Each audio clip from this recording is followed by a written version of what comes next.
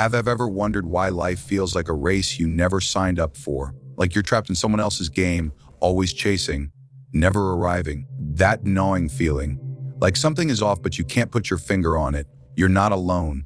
And here's the twisting, your authority. You were never meant to win this game because the whole thing is a trick. But once you see through it, once you wake up, everything changes. This isn't about escaping life. It's about playing it differently. From the moment we are born, we are taught to take life seriously. We are given names, nationalities, religious affiliations, social roles. Identities that, although convenient, gradually solidify into masks we mistake for our faces. What begins as playful exploration is quickly replaced by a curriculum of seriousness. Sit still, speak properly, do well, get ahead to where. The rules never quite clarify the goal, only that the goal exists and that you're behind. Yet beneath all this performance is a simple true thing. Life was never meant to be this serious. It is not a problem to be solved. It is not a competition to be won. It is not a ladder to be climbed, nor a debt to be paid. Life is a play, a dance, a song without conclusion. And when we forget this, we suffer. We suffer not because of life itself, because of the tension we create in resisting its flow, in trying to make it fit within our narrow categories of purpose, identity, and achievement. Think of children. They laugh without reason, cry without shame, and move without constraint. They do not yet carry the weight of becoming someone. For them, to be is enough. They know instinctively that the world is a playground, a canvas for imagination, not a battlefield of expectations. And yet, somewhere along the line, that lightness is taught out of us. We are convinced that being playful is childish, that spontaneity is irresponsible, that joy must be earned. And thus begins the great forgetting. We forget that the point of music is not to reach the final note, that the purpose of dance is not to arrive at a certain spot on the floor. We forget that games are meant to be played, not won. The paradox of life is that the more you try to control it, the more it eludes you. The more you try to win it, the more you feel like you're losing. This is because life is not linear. It's rhythmic. It moves like waves, breath, heartbeat. It is not a machine, but an organism, not a checklist, but a mystery. And what is a game? A game is something you engage in for the joy of participation, not for reward, but for the richness of experience itself. You can only play a game when you know it doesn't truly matter, when you understand that the stakes are, in some deeper sense, an illusion. That is what makes it fun. That is what gives it freedom. You don't play hide and seek to stay hidden. You don't play chess to destroy your friend. You play to explore the dynamics of the game, to lose yourself in the rules without being ruled by them. But adults forget this. We become rigid, trapped in the identities we have accumulated, mistaking seriousness for wisdom. We wear our stress like armor, confusing anxiety with responsibility. We pursue careers, relationships, accolades, imagining they will finally make life make sense. But meaning is not found in accumulation. It arises naturally when we stop resisting what already is. The great spiritual trick is not to rise above life, but to fall in love with it exactly as it is. To see life as a game is not to trivialize it, to awaken to its sacred absurdity. Just as the actor must believe in his role, while knowing he is not the character, we too must participate in the world with sincerity, your authority, but without clinging. The problem is never the game, it's the forgetting that it is one. The problem is when we take the costume to be the self, the act to be the actor, when we confuse the rules of society for laws of reality and begin living as though we were just what we appear to be. Most people live their entire lives under the impression that they are who they think they are. They believe they are their names, their memories, their roles, their titles, their faces in the mirror. They say, I am John, or I am a teacher, I am a mother, and with that single sentence, they reduce the vastness of their being into a social mask, a role in a play whose script they didn't write but perform without question. But the truth is more curious, more mysterious, and infinitely more liberating. You are not the character you play in this game of life. You are the one playing. What you call your ego is not the whole of you, but the front-facing character, the persona, the player avatar. It's the figure in the game controlled by something deeper, quieter, timeless. And the trouble begins when the avatar forgets it's being played. The ego begins to believe in its own supremacy. It clings to labels, to ideas, to achievements, to fears. It wraps itself in identity like armor, all the while forgetting that the armor was meant for play, not protection. When the character thinks it is the whole being, suffering takes root. Life becomes suffocating, rigid, because it is trying to preserve something that was never real in the first place. Watch how people react to failure. They collapse, not because something external crumbled, but because their sense of self was tied to that outcome. They were the job, the relationship, the status. So when that collapses, they collapse with it. But who is watching this collapse? Who is silently observing the drama unfold? That you see is the player, the awareness behind the mask, the witness behind the noise, and it is never harmed, never touched, only forgotten. The ego is a clever illusion. It is necessary for navigating the game. It gives structure, allows our language for action, for interaction, but it is not you. It is like a costume worn by an actor on stage. Imagine away an actor who never takes off his costume. He walks off stage and continues speaking in the voice of the king or the villain or the jester. He forgets who he is beneath the mask. People would call this madness. And yet this is how most of us live. We become lost in our roles, in our stories, the illusions of separation. We mistake the mask for the face, the play for the player.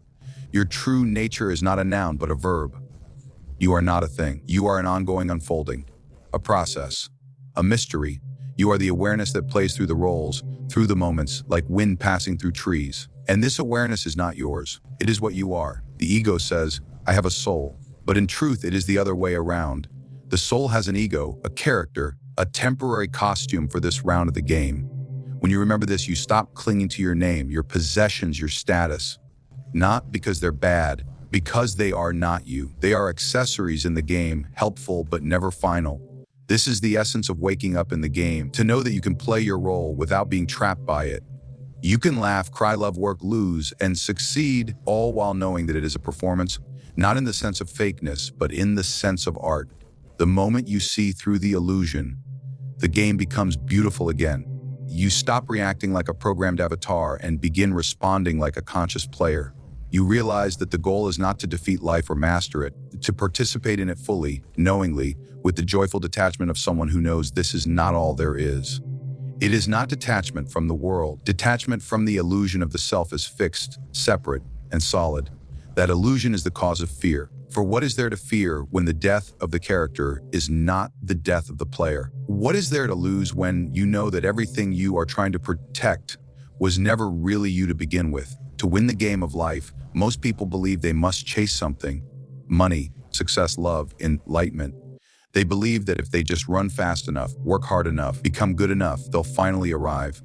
But where? Exactly. The finish line is always moving, like a mirage in the desert. You take a step closer and it fades. Another year promotion, another follower, another relationship. Still, the emptiness lingers. The irony is that the real secret to winning the game is realizing there is no game to win. There is nothing to get because there is no final prize. The whole idea of winning at life is a trick played by the ego, dangling a carrot that was never meant to be caught. The joy is not in arriving. It's in dancing. It's in participating fully, not in reaching some imagined destination. We've been taught to treat life like a task: solve it, master it, own it. But life is not a task. It is a flow, a rhythm, a pulse. You do not listen to music for the final note. You do not watch a play just to see how it ends. You enjoy it while it unfolds. The same is true of life. The obsession with results is what removes you from the present moment. And the present is the only place where life actually exists. The player who awakens realizes this truth not with despair, but with liberation. To play simply to play is the highest wisdom hidden in plain sight. The rules that govern your life. What you wear, how you speak, what success looks like, when you're allowed to cry or laugh or rest. None of these rules came with the universe. They were invented. Fabricated by minds like yours, passed down like myths from generation to generation until they hardened into invisible cages. But because these rules surround us like air, we take them as facts, at your authority. We forget that society is a game designed by other players who often didn't know they were playing either. From birth, you're handed a script. You are told who you are supposed to be. You learn what's respectable and what's shameful, what's valuable and what's not, as if these ideas were carved into the stars. They're not, but they're chalk marks on the sidewalk, useful for playing, but meaningless outside the game. The problem arises when we mistake these invented rules for ultimate truths. We begin to worship them, defend them, and shame anyone who steps outside of them, not realizing that we've become actors trapped in a play with no memory of choosing the role. Consider how much of your life is dictated by what other people expect of you. You go to school not to learn, but to pass. You take a job not to create, but to survive. You enter relationships not to love, but to validate. Behind the curtain, many people are deeply confused and anxious, but they keep playing along because everyone else is. They follow rules out of fear, not joy. They obey norms not because they believe in them, but because breaking them might mean rejection, loneliness, or shame. And yet, these rules, these so-called laws of how to live, are often the invention of people who are just as lost, afraid, or power-hungry as anyone else. When you begin to see this clearly, something remarkable happens. The walls begin to shimmer. The game board begins to dissolve. You realize that you are not just a piece on the board. You are the one who gets to decide how you play. You can acknowledge the rules without becoming enslaved by them. You can speak the language of the culture without forgetting your native tongue of wonder. You can dance inside the structure without forgetting the music is coming from within. This does not mean rebellion for its own sake. To ignore all structure is as blind as to follow it blindly. But when you become aware that the structure is a creation, not a commandment, you are free to move through it with grace. You begin to ask, does this rule serve life? Does it shrink it? Does this standard bring connection or does it divide? And if it does not nourish the soul, you begin to let it go, gently but firmly. This is how the game begins to change. Not by smashing the board, by seeing through it. By laughing softly at the seriousness with which you once played.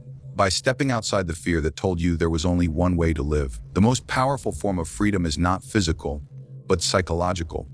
To see a cage for what it is, and to recognize that the door has always been open. The rules were drawn in sand, not stone, and the tides are yours to summon. When you truly see that the rules were created by players like you, a strange kind of peace arises. You no longer feel the desperate need to impress or prove or conform. You can play your role with authenticity rather than obligation. You begin to invent new rules, ones rooted in beauty, joy, and compassion. You realize that the game is still a game, but it's far more fun when you remember that the whole thing was dreamed up. There is a peculiar kind of slavery most people never question, the need to be understood. It sounds noble, even intimate. The desire to be seen, to be known, away at your authority, to have your inner wood mirrored by another. But underneath this yearning lies a subtle fear, a dependence on external validation, a fragile identity that trembles in the face of misinterpretation. And so, without knowing it, we begin to perform. We shrink certain parts of ourselves, inflate others, edit our truth, wear acceptable masks, just to make our inner world digestible to others. We trade authenticity for approval, and in doing so, we hand over our freedom. To be misunderstood is one of the most terrifying things to the ego, because the ego is nothing more than an image, a story. And if that story is misread, it feels like annihilation. But you are not the story. You are not the narrative someone else tells about you. You are not the interpretation, the reputation, the comment, compliment, or the criticism. You are the source behind the words, the silence beneath the expression, the life that no one else can truly name. And the moment you realize this, not intellectually, but viscerally, you begin to reclaim your power. Think of how much suffering is born from trying to be understood. The countless arguments that spiral not from malice, but from the desperation to be seen rightly. The fear of being judged wrongly.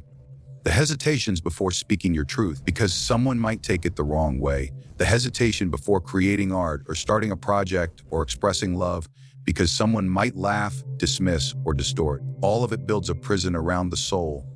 A prison made of mirrors, each one reflecting back an opinion you never agreed to carry. But when you begin to see the illusion, something inside softens. You recognize that misunderstanding is inevitable. People will hear you through the filter of their words, their upbringing, their mood, their assumptions. No matter how clearly you speak, someone will misread your tone. No matter how gently you act, someone will project hostility. You begin to see that trying to control how others perceive is a game with no end and no prize. And the moment you stop playing, you begin to breathe again. This is the kind of freedom that can't be bought, only realized. The freedom to speak without defending. The freedom to walk your path without explanation. The freedom to be silent without guilt. When you are no longer possessed by the need to be understood, you begin to live for something deeper than approval. You begin to live for the integrity of your own experience, the truth that only you can feel. You begin to create, not for applause, but because beauty demands to be born. You begin to love, not to be loved back, but because love itself is enough. And strangely, the more you let go of being understood, the more you become clear. Not to everyone, to the few whose eyes can see beyond form. The right people, those who are not locked into projection or control, begin to feel the rawness of your presence, not because you've translated yourself perfectly, but because you become unapologetically whole. Your energy stops bending. Your voice stops shaking. Your essence becomes unmistakable, even when it is misunderstood. This is the paradox. The less you need to be understood, the more authentically you begin to exist. You stop being a product. You stop editing your existence into fragments. You stop packaging your soul in bite-sized labels. You start becoming the full, unfiltered mystery that you are. And you realize at last that your liberation was never waiting for someone else to get you.